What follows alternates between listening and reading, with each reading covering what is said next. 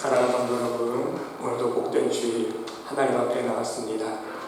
오늘도 하나님의 이름만을 높이며 하나님의 이름을 찬양하며 하나님 앞에 예배드실 때에 하나님께서 부어주시는 놀라우신 은혜를 풍성히 받아들일 수 있는 복된 귀한 시간 될 수 있으시기를 간절히 주님의 이름으로 기도드립니다.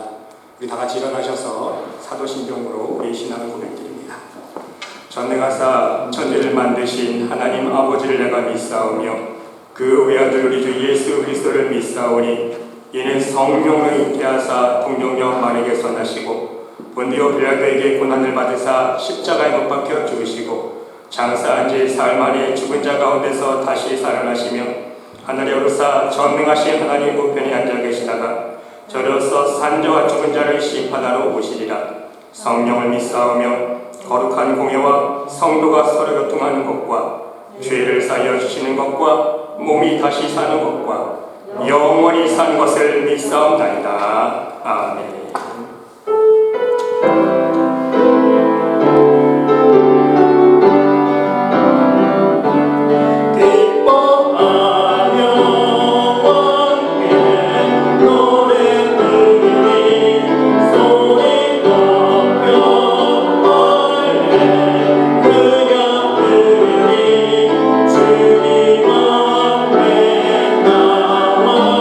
찬양 드리며 우리 주님과 함께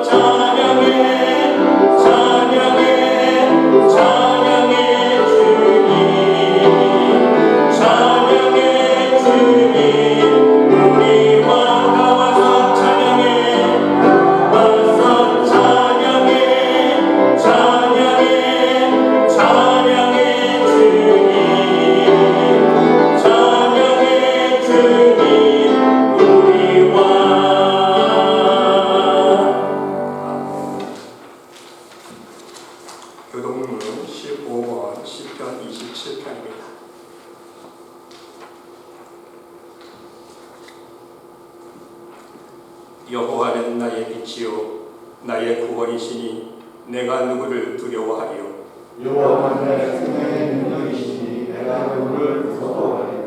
악인들이 내 살을 먹으려고 내게로 왔으나 나의 대적들 나의 원수들이 그들을 실족하여 넘어졌도다. 군대가 나를 대적하여 진칠지라도 내 마음이 두렵지 아니하며 전쟁이 일어나 나를 지켜하더라도 나는 여전히 헤어나게 하리라. 내가 여호와께 바라는 한 가지 일 그것을 구하리니 곧 내가 내 평생에 여호와의 집에 살면서 여호와의 아름다움을 바라보며 그의 성전에서 사모하는 것이다. 여호와께서 환난 날에 나를 그의 초막 속에 비밀히 지키시고 그의 장막 은밀한 곳에 나를 숨기시며 높은 바위 위에 두시리로다. 이제 내 머리가 나를 둘러싼 내 원수 위에 들리니 내가 그의 장막에서 즐거운 제사를 드리겠고 노래하여 여호와를 찬송하리로다. 아멘. 자리에 앉으셔서 다같이 찬송가 309장 찬양드리겠습니다.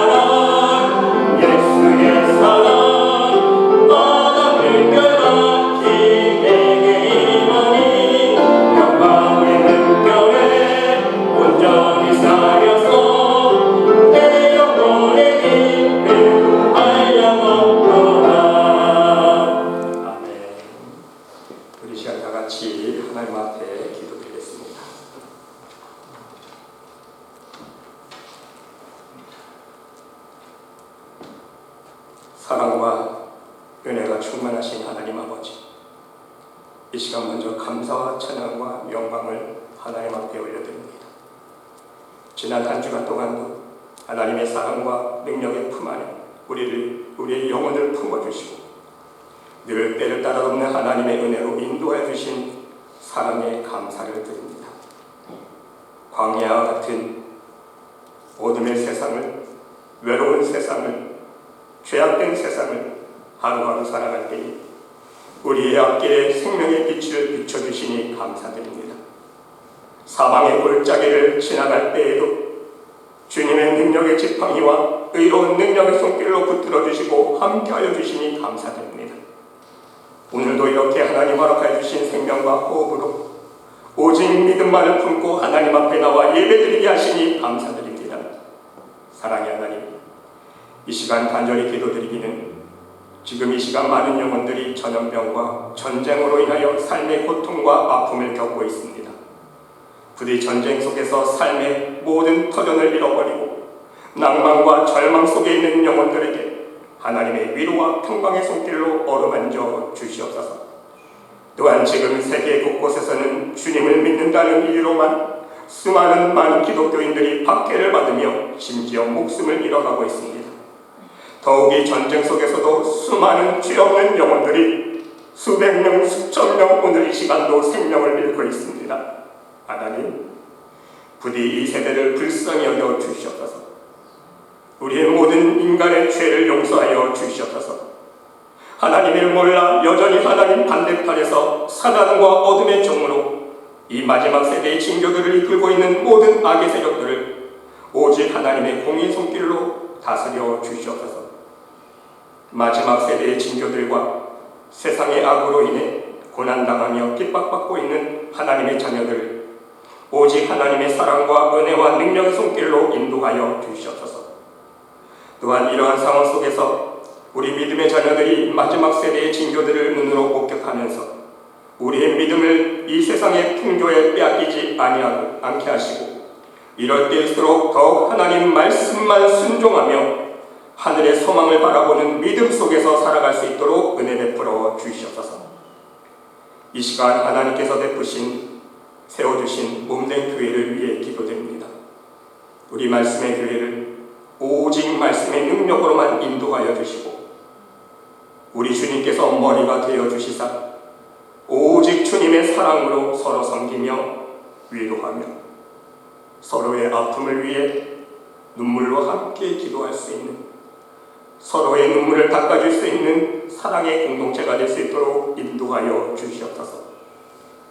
우리 안에 있는 모든 삶에 대한 불안함과 세상에 대한 근심과 염려를 우리 예수님의 보혈로 씻어주시고 오직 하나님의 전능하신 능력의 손길만을 의지하며 표대 되신 예수 그리스도를 바라보며 오직 믿음으로 승리하며 나갈 수 있는 말씀의 교회의 모든 지체들이 될 수 있도록 인도하여 주시옵소서. 이 시간 우리가 함께 예배드리며 기도드릴 때에 하나님께서 들어 응답하여 주시는 성령의 역사들이 넘치기를 원합니다.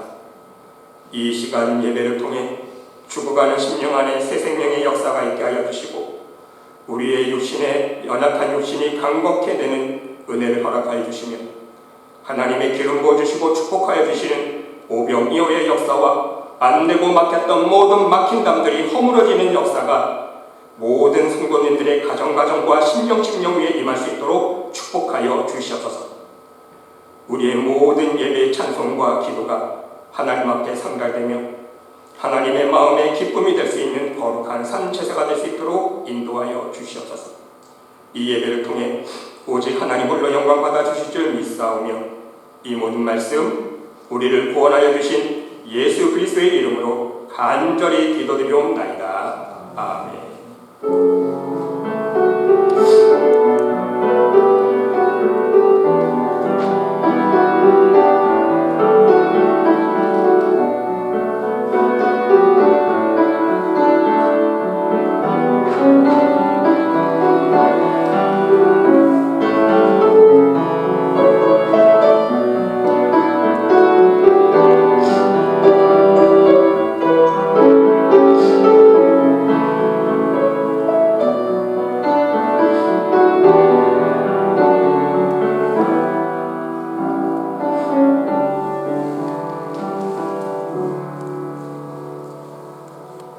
오늘 우리들에게 주시는 하나님의 말씀은 고린도 후서 1장 3절로 7절 말씀까지입니다.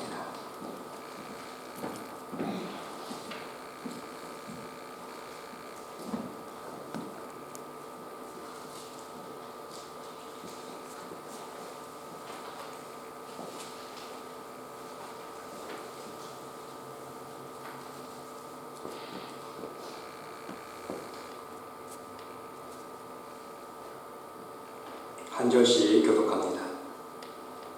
찬송하리로다. 그는 우리 주 예수 그리스도의 하나님이시요 자비의 아버지시요 모든 위로의 하나님이시며 우리의 모든 환난 중에서 우리를 위로하사 우리로 하여금 하나님께 위로받으소서. 모든 환난 중에 있는 자들을 능히 위로하게 하시는 이시로다. 그리스도의 고난이 우리에게 넘친 것 같이 우리가 받는 위로도 그리스도로 말미암아 넘치는도다. 우리가 환난당하는 것도 너희가 위로와 오늘만을 받게 하려 것이요 우리가 위로를 받는 것도 너희 위로를 받게 하려 하실 것이니 이 위로가 너희 속에 역사하여 우리가 받는 것 같은 고난을 너희도 견디게 하느니라. 함께 읽겠습니다. 너희를 위한 우리의 소망이 견고함은 너희가 고난에 참여하는 자가 된 것 같이 위로에도 그러할 줄 알리라. 아멘. 사랑하는 성도 여러분, 오늘 말씀을 증거하면서 먼저 이 하나를 소개하도록 하겠습니다. 여러분, 아프리카에 쿤타리카라는 산, 깊은 산이 있는데요. 여기에 가면 원숭이가 종류가 많은데 몇 가지 종류가 있는지 아십니까? 그 산에는요 300가지 종류의 원숭이가 있다고 합니다. 그런데 여러분, 영국의 한 탐험대가 거기에 가서 그 산에 가서 원숭이들을 연구하면서 관찰을 했는데 특이한 원숭이의 모습 3가지를 발견했다고 합니다. 첫 번째는요, 어느 날 원숭이를 관찰하다 보니까 온 산이 떠나갈수록 원숭이들이 소리를 지르면서 와 울부짖는다는 거예요. 그래서 탐험대 연구가들이 자세히 살펴보니까 그 이유가 무엇인지 발견해보니까 우두머리 원숭이가 죽었어요. 우두머리 원숭이가 죽자 모든 거기 있는 원숭이들이요 난리가 난 거예요. 소리를 지르면서 다 비명을 지르듯이 슬퍼한다는 거예요. 그리고 두 번째 특이한 모습은요, 두 원숭이 부부를 관찰하는데 두 원숭이 부부가 마주 앉아서 서로의 얼굴을 이렇게 만져가면서 눈물을 흘리는데, 실제 원숭이들이 눈물을 흘리는데 눈물을 닦아준다는 거예요. 서로서의 얼굴을 이렇게 쓰다듬으면서 눈물을 닦아주는데 그 일을 보니까 앞에 죽은 새끼 원숭이가 있는 거예요. 자기 새끼 원숭이가 죽었으니까 얼마나 마음이 아픕니까? 그러니까 두 원숭이, 부부 원숭이가 서로의 얼굴을 만지면서 눈물을 닦아주는 모습을 발견했다는 거예요. 그리고 세 번째는요, 원숭이 한 마리가 구덩이에 잡혀있는데 지금 칭칭 몸에 감겨 있습니다. 그것을 발견한 주위의 원숭이들이요 수십 마리 몰려드는 거예요. 자기 동료 원숭이가 지금 구덩이에 잡혀 죽게 됐잖아요. 그러니까 돌을 던지면서 원숭이 자기 동료를 구해주려고 돌렸는데 되지를 않는 거예요. 너무 큰 구덩이에 칭칭 감겼기 때문에 도저히 역부족이에요. 결국은 이 원숭이가 구덩이에 잡혀 먹혔습니다.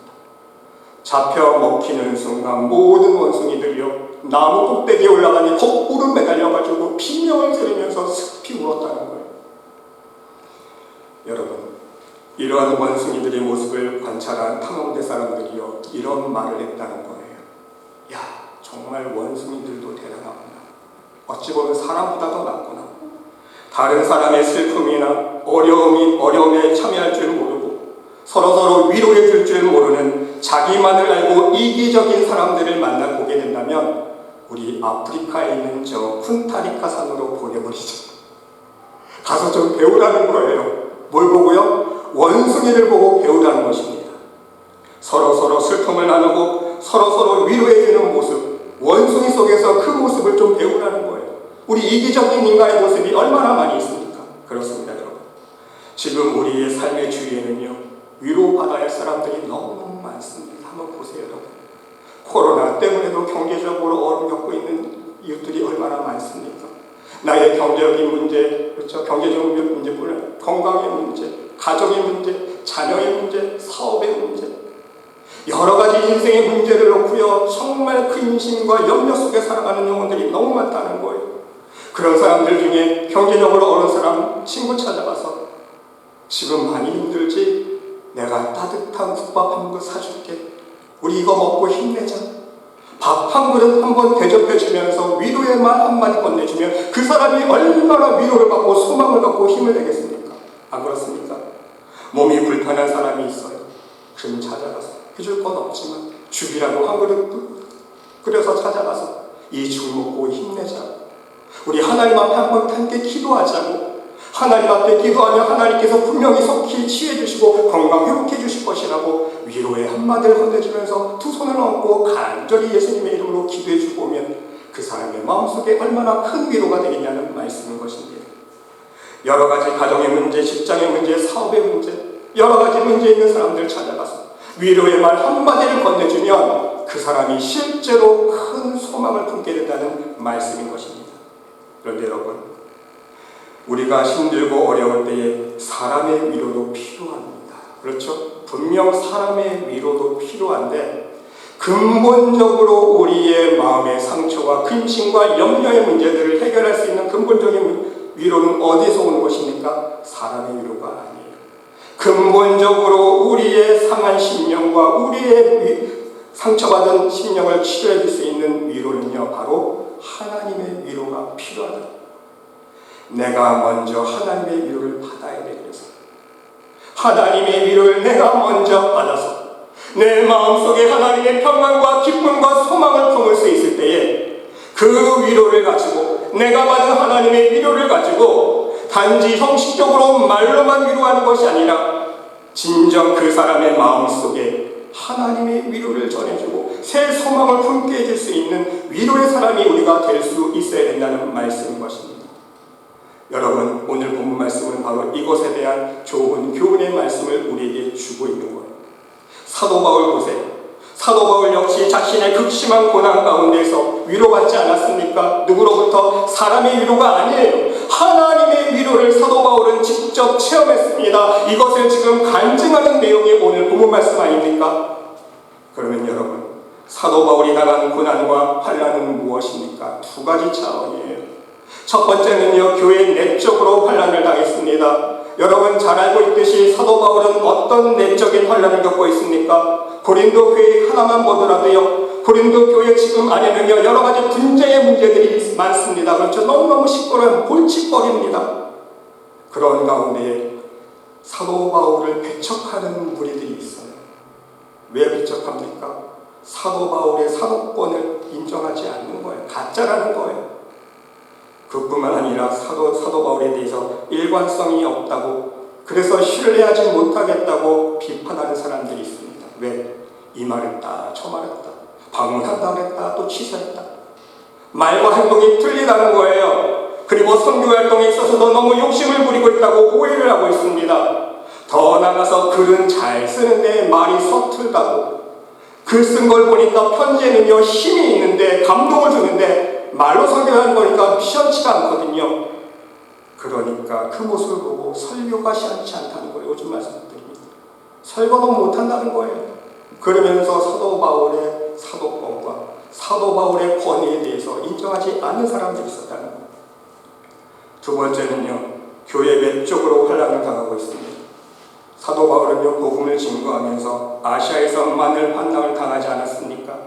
오늘 본문 말씀 보세요. 우리가 어떤 환난을 당하는지 사도 바울이 하나하나 시시콜콜 고백은 안 하고 있지만, 오늘 우리가 본문 말씀 읽지 않은 8절에서 11절 말씀을 읽어보면 얼마나 큰 환난과 고난을 겪었는지 잘 알 수 있지 않습니까? 살 소망이 끊어진다 그랬어요. 여러분 왜 그랬을까?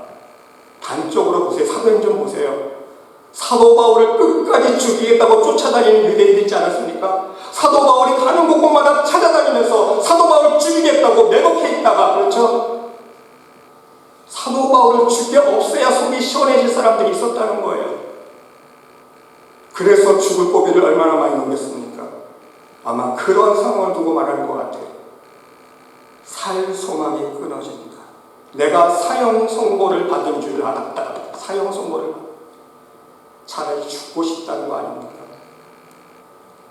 여러분, 이처럼 사도 바울은요 내적으로 외적으로 지금 너무나도 극심한 고통과 고난과 환난을 겪고 있다는 것입니다. 그리고 중요한 사실은요, 사도 바울은 지금까지 자기 개인의 문제 때문에 환난당하고 있는 것이 아니라는 것입니다. 한번 보세요. 내 개인적인 문제, 내 인생의 문제 때문에 지금 환난을 겪고 있습니까? 고난을 당하고 있습니까? 그게 절대로 아니에요. 오직 복음을 위한 고난 아닙니까? 내 인생의 문제가 힘들어서 살 소망이 끊어지고 죽고 싶은 것이 아니라, 그렇죠? 요즘 많은 사람들 보세요. 자살하는 사람들. 자기의 인생 문제 때문에 자살하지 않습니까? 살 소망이 끊어지니까 죽고 싶어서. 사도 바울은요, 자기 개인적인 문제가 아니에요. 자기 인생의 문제가 아닙니다. 오직 복음을 위해서, 또한 더 나아가서 하나님의 말씀에 순종하려는 믿음 생활을 하려고 하다 보니까, 하나님의 천국 복음을 증거하려는 선교 활동을 하려다 보니까 지금 이 혹독하고 참고 인내하기 힘든 고난을 겪고 있다는 말씀인 것입니다. 근데 여러분, 감사한 것은 무엇입니까? 사도 바울은요, 이대로 무너지지 않았습니다. 무너지지 않았어요. 실망과 절망이라는 늪에서 헤어나지 못하고 쓰러지지 않았습니다. 오히려 그 속에서 놀라운 하나님의 은혜를 경험했고, 그 혹독하고 힘든 고난과 환난 속에서 실제로 위로하여 주시는 하나님의 놀라우신 은혜의 손길을 체험했다는 거예요. 그 하나님의 위로가 있었기 때문에 힘을 얻고 다시 일어나지 않았습니까? 그러면 여러분, 사도 바울을 위로해 주신 하나님의 위로는 어떤 위로입니까? 하나님의 위로는요, 모든 환난 중에서 우리를 위로해 주시는 위로라는 거예요. 4절 말씀을 보시기 바랍니다. 4절 말씀을 보니까 우리의 모든 환난 중에서 우리를 위로하사 말씀하고 있습니다. 선택적인 환난만 하나님께서 위로해 주십니까? 아닙니다. 모든 상황, 모든 환경, 모든 조건, 그것을 따져보시고 얘 위로해 줄까? 내가 다시 함께 해줄까? 기분 좋으면 위로해 주시고 기분 나쁘면 위로 안 해주시고, 그런 게 아니라 하나님은요, 선택적으로 위로해 주시는 게 아니라, 보세요, 모든 환난 중에서, 그렇죠? 모든 환난 중에서 우리가 아파할 때마다, 우리가 근심할 때마다, 우리가 고난 가운데 처할 때마다, 모든 상황마다, 때마다, 일마다 하나님께서는 우리를 찾아와 주셔서 위로해 주신다는 말씀입니다. 여러분, 얼마나 든든한 말씀입니다. 하나님만 함께 해주신다면 우리의 인생 속에서 당하는 모든 고난과 환난 겁낼 필요가 없다는 말씀입니다. 그렇게 여러분 담대할 수 있으시길 바랍니다. 겁먹지 않기를 바랍니다. 여러분이 감당하지 못할 고난과 환난이 찾아올지라도 나는 할 수 없지만 괜찮아요. 왜? 우리 하나님이 함께 하시면 가능하기 때문에, 하나님께서 위로해 주시고 이길 힘을 주실 것이기 때문인 거예요. 하나님 함께 해주시고 위로해 주시면요, 이길 힘까지 주시는 거 아닙니까? 얼마나 감사합니까? 내 힘으로는 감당할 수 없지만 하나님 함께 해주시면요, 그리고 하나님 위로해 주시면, 하나님께서 능력으로 더해 주시면 모든 것을 감당할 수 있다는 거예요. 아무리 어려운 고난과 환난일지라도. 그래서 사도 바울이 고백하지 않습니까? 내게 능력 주시는 자 안에서 내가 할 수 있다 없다? 모든 것을 할 수 있느니라. 두 번째로 여러분, 하나님 주시는 그리스도를 위로는요, 그리스도를 통하여 주시는 위로라는 거예요. 5절 말씀 보시기 바랍니다. 그리스도의 고난이 우리에게 넘친 것 같이 우리가 받는 위로도 그리스도로 말미암아 넘치는도다. 여러분, 이것은 영적으로 무엇을 뜻하는지 아십니까? 서로 고난을 통해서 위로를 받으라는 거예요. 더 쉽게 설명해 드리면, 여러분, 동병상련이라는 말씀하시죠. 같은 고난을 당하는 사람을 보면 서로 위로가 된다는 거예요. 왜? 나도 겪어봤기 때문에 그 심정 알잖아. 내가 배고파 보면요, 배고픈 사람의 심정 알게 되고, 내가 아파본 사람이냐면요, 아파본 사람 심정 아는 거 아닙니까? 내가 사업에 실패한 사람이면요, 사업에 실패한 사람 심정 내가 이해하는 거 아닙니까? 바로 그 말씀하는 거예요. 너도 아프니? 그래, 나도 아프다. 너도 이런 고난을 겪고 있구나. 나도 똑같은 고난을 겪고 있단다. 여러분, 이처럼 우리 예수님께서도요, 모진 십자가의 고난을 받으셨다는 거예요. 그런데 고난을 받으셨을 뿐만 아니라 중요한 건 무엇입니까? 우리 예수님은요, 그 십자가의 고난을 믿음으로 승리하셨고 하나님의 능력 가운데 부활의 영광에 이르셨다는 것입니다. 할렐루야. 예수님은요, 그 고난을 이겨내셨어요. 그러기에 예수 그리스도의 고난에 동참하는 우리들에게 예수님은요, 친히 찾아와 주셔서 우리를 위로해 주신다는 말씀인 것입니다. 얘야, 걱정하지 마라. 얘야, 걱정하지 마라. 나도 십자가의 고난을 겪었고 믿음으로 승리하지 않았니? 괜찮아. 너도 할 수 있어. 내가 함께 해줄게. 내가 옆에서 지켜줄게. 내가 도와줄게. 너도 나의 십자가만을 바라보면서 믿음으로 나아가면 걱정하지 마. 너도 이 고난, 이 환난 이겨낼 수 있어. 우리 예수님께서 친히 찾아와 우리를 위로해 주신다는 말씀인 것입니다. 친히 위로자가 되어주신다는 말씀. 세 번째로 여러분, 하나님의 위로는요, 우리의 소망을 경고케 해주시는 위로입니다. 7절 말씀 보시기 바랍니다. 너희를 위한 우리의 소망이 견고함은, 그래서 소망이 견고하다. 이 고백은 어떤 의미가 내포되어 있습니까? 걱정하지 않는다는 거예요. 왜 걱정할 필요가 없습니까? 너희가 고난에 참여한 자가 된 것 같이 위로에도 그러할 줄 아니라, 아무리 힘든 고난이 찾아와도 그 고난을 이길 수 있는 위로도 하나님께서 함께 주시겠다는 거예요. 그렇지 않습니까? 고난이 있으면 거기서 끝나는 게 아니라 우리가 믿음만 있으면, 그 믿음 잃지 않으면, 하나님만 바라보면 그 고난 속에는요 반드시 하나님의 위로하심도 있다는 거예요. 그래서 우리는 걱정할 필요가 없어요. 우리의 소망은 견고하다는 거예요. 흔들릴 필요가 없다는 말씀 아닙니까? 여러분, 무엇 때문에 사단 마귀는 우리를 자꾸만 고난과 환난으로 이끄는 것입니까? 우리의 믿음을 흔들기 위함 아닙니까? 우리의 하늘의 소망을 흔들어서 쓰러뜨리고 결국은 우리의 믿음을 빼앗아가고 우리의 하늘의 소망을 빼앗으려는 것 아닙니까? 하지만 하나님은요, 이러한 고난 속에서 우리를 위로하여 주시는 것입니다. 이 위로를 통해서 우리의 믿음과 소망을 견고하게 만들어 주십니다. 오히려 점점 더욱 힘든 고난과 환난을 겪어나가면서 하나님께 대한 믿음과 하나님 나라에 대한 소망을 더욱 견고하게 만들어 가신다는 말씀인 것입니다. 그러므로 여러분, 진정한 믿음이란 무엇입니까? 진정한 믿음은요, 고난과 환난 속에서 성장하는 거예요. 이해가 되십니까? 고난과 핍박이 없으면요 절대로 우리 믿음은 성장할 수가 없습니다.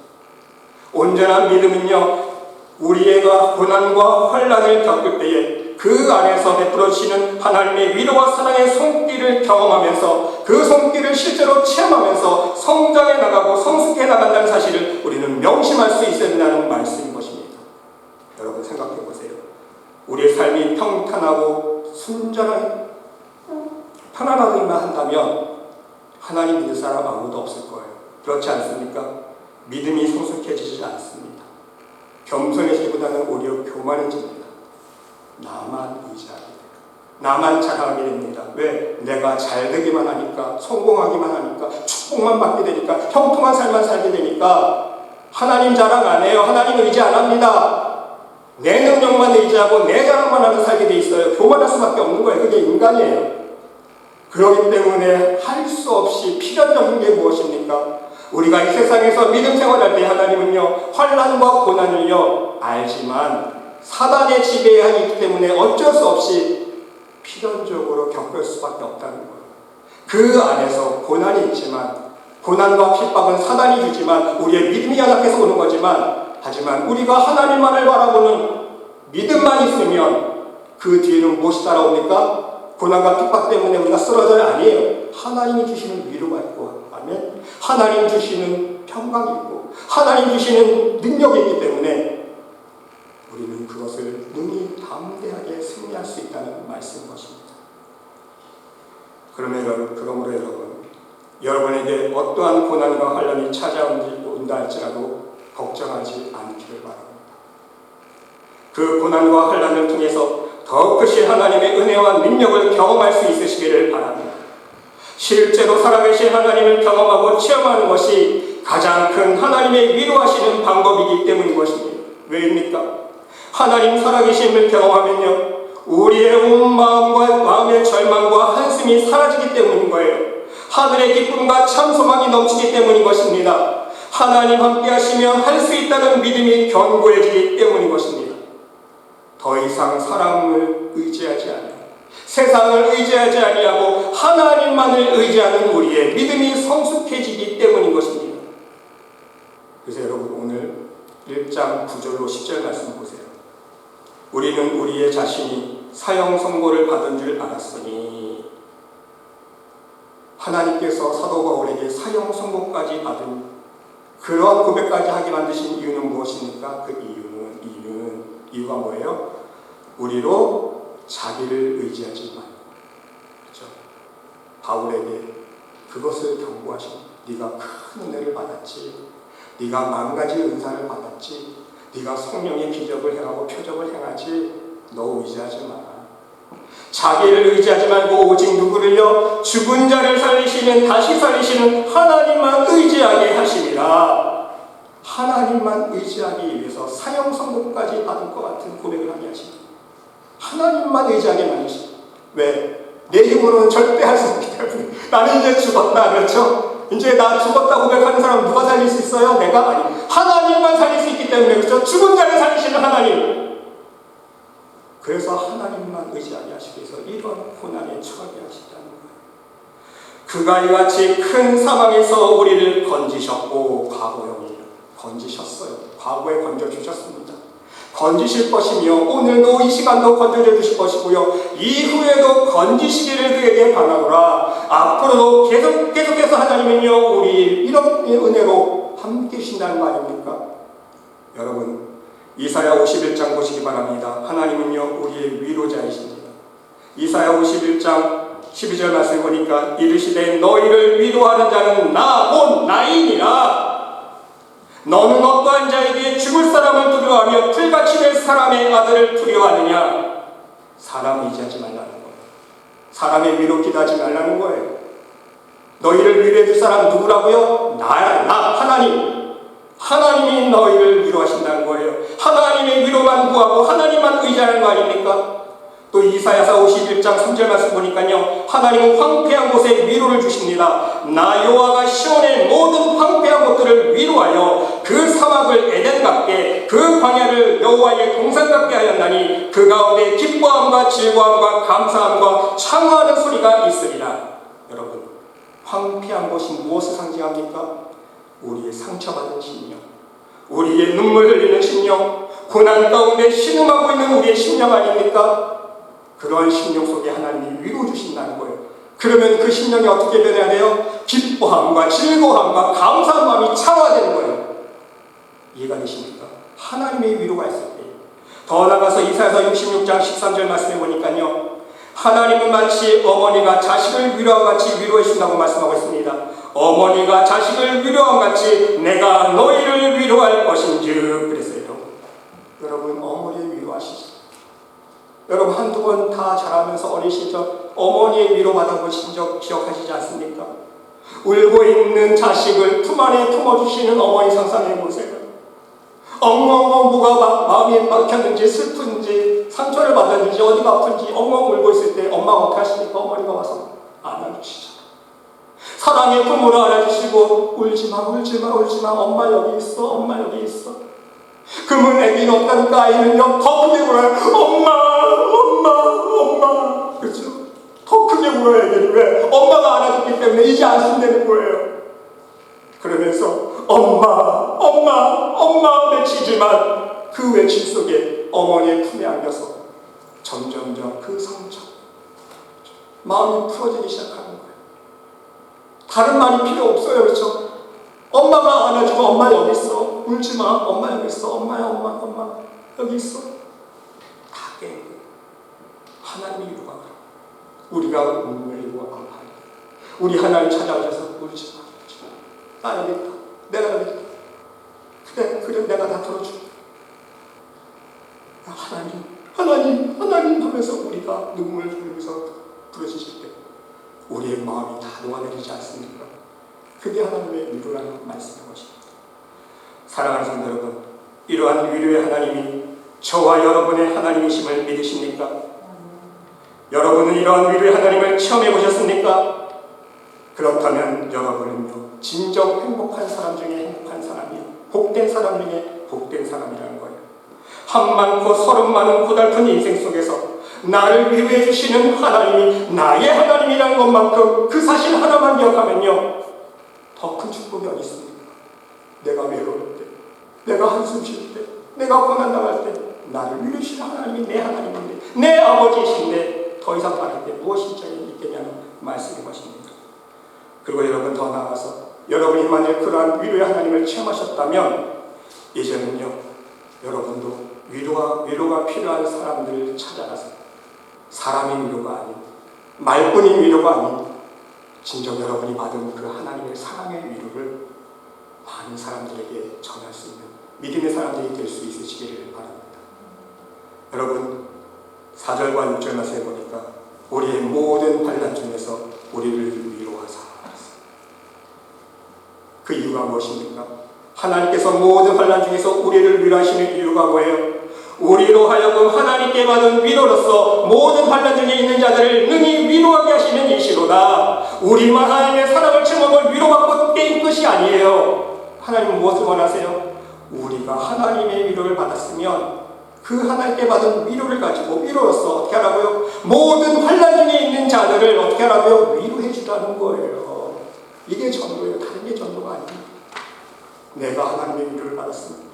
환난당하는 사람, 고난당하는 사람, 눈물 흘리고 있는 사람 찾아가서 내가 받은 하나님의 사랑을 나눠주라는 거예요. 그 위로를 나눠주라는 거예요. 그래서 우리가 환난당하는 것도 너희가 위로와 구원을 받게 하려는 것이요, 우리가 위로를 받은 것도 너희가 위로를 받게 하려는 것이니 위로가 너희 속에 역사하여 우리가 받은 것 같은 고난을 너희도 견디게 하느니라. 이게 하나님의 뜻이라는 것입니다. 끝으로 여러분, 테레사 수녀는요 이런 말을 했습니다. 가장 큰 질병은 결핵이나 문둥병이 아닙니다. 가장 큰 질병은 결핵이나 문둥병이 아니라는 거예요. 아무도 돌보지 않는 것, 아무도 위로하지 않는 것, 아무도 사랑하지 않고 아무도 필요로 하지 않고, 그것이 바로 가장 무서운 병입니다. 세상에서는 빵 한 조각이 없어서 죽어가는 사람도 많지만 작은 사랑이 없어서 죽어가는 사람이 더욱 많습니다. 이것이 테레사 수녀님이 만든 말입니다. 그리 여러분 모두도 앞으로도 더욱 넘치는 하나님의 사랑과 위로를 체험해 가시면서 여러분이 받은 그 하나님의 위로를 다른 많은 사람들에게 전하고 나눠줄 수 있는 위로의 사람들이 될 수 있으시기를 간절히 주님의 이름으로 축원드립니다. 기도해줍시다. 하나님, 하나님께 받고 있는 넘치는 위로와 사랑이 있기에 우리 모두가 지금 이 자리에 있음을 고백드립니다. 하나님께 받은 넘치는 위로와 사랑을 이제는 우리 옆에 있는 성도들과 가족들과 이웃들에게 전하며 살아갈 수 있는 위로의 사람 될 수 있도록 우리 모두를 축복하여 주시옵소서. 하나님께서 함께 줄 믿사오며 이 모든 말씀 예수 그리스도의 이름으로 감사드리며 기도드리옵나이다. 아멘.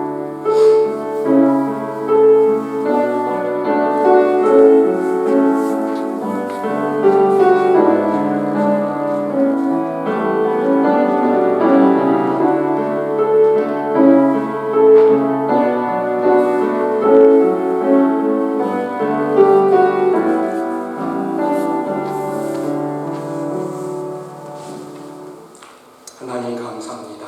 하나님께 받은 은혜가 감사기에 오늘도 하나님 앞에 우리의 마음과 정성을 이 예물과 함께 올려드립니다. 이 예물 흠양하여 주시고 드린 손길 축복하여 주시옵소서.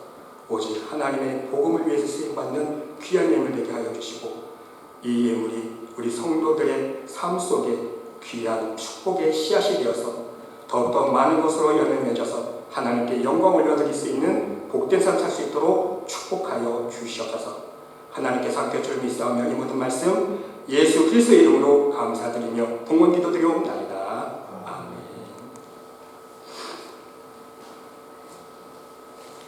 교회 소식 말씀드리겠습니다. 여러분, 우리가 계속해서 사순절을 보내고 있습니다. 이제 한 3분의 2가 지나고 있는 것 같은데요. 사순절 기간 동안 우리가 성경 통독하면서 우리 교회와 가정과 나라와 세계 평화를 위해서 함께 기도하고 있습니다. 여러분 계속해서 말씀 중에 기도하시면서 하나님과 깊은 영적인 교제를 할 수 있으시길 바랍니다. 그리고 오늘 4월달 생일 축하 있는 날인데요. 오늘 마치 우리 권영채 집사님께서 하나님 은혜 가운데 우리 성도들이 같이 합심해서 기도해 주셔서 가게도 무사히 다 팔리시고 리타이어 할 수 있기를 감사해서 우리 교인들 식사 초청을 해주셨습니다. 그래서 오늘 겸사겸사 우리 예배 마치는 대로 권영채 집사님 댁에 가셔서 4월달 생일 축하도 하고 또 함께 오래간만에 이제 코로나를 좀 벗어버리고 우리도 이제 친교를 시작했으면 좋겠습니다. 첫 스타트인데요. 우리 권영채 집사님 댁에 가서 함께 식사 나누면서 그동안 부었던 하나님의 사랑과 은혜를 실컷 나누시면서 우리 하나님의 풍성한 은혜를 함께 체험할 수 있는 복된 친교 시간이 되었으면 합니다. 그리고 여러분, 오늘 광고 말씀 안 드렸는데 다음 주는 벌써 종료주일입니다. 광고에 안 나왔는데 다음 주 종료주일이고 그 다음 주는 부활주일입니다. 그래서 시간이 빨리 흘렀습니다. 여러분 종료주일 아시죠? 예수님께서 십자가에 못 박혀서 돌아가시는 그 성금요일 고난주간 바로 예루살렘 입성하는 그날을 기념해서 우리가 종료주일 예배를 드립니다. 종료주일을 바로 앞두고 있는데 더욱더 말씀과 기도 중에 예수님의 고난을 묵상하시고 종료주일을 기도로 준비하시고 더 나아가서 한 주 더 뒤에는 2주에 우리가 힘차게 예수님의 부활절 예배를 드리면서 부활의 영광에 동참할 수 있는 우리 모두가 되었으면 합니다. 우리 시간 다 같이 일어나셔서 그 옆에 있는 분한테 인사 나누겠습니다. 주의 사랑으로 사랑합니다. 항상 건강하세요. 주만 바라볼지라 우리 함께 찬양 드리시고 축도로 예배 마치겠습니다.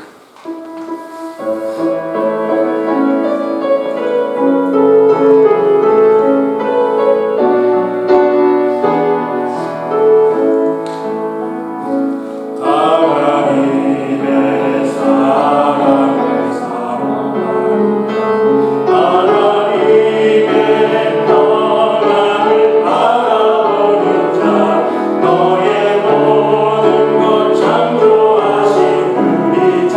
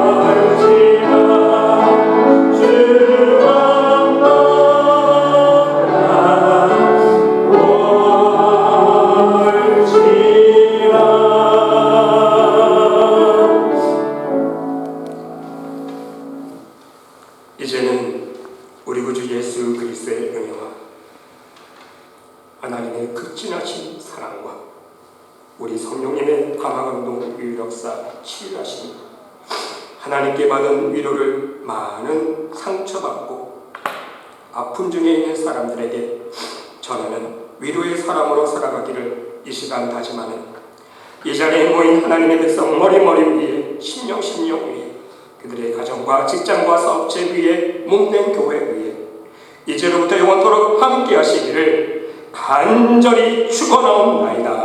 아멘.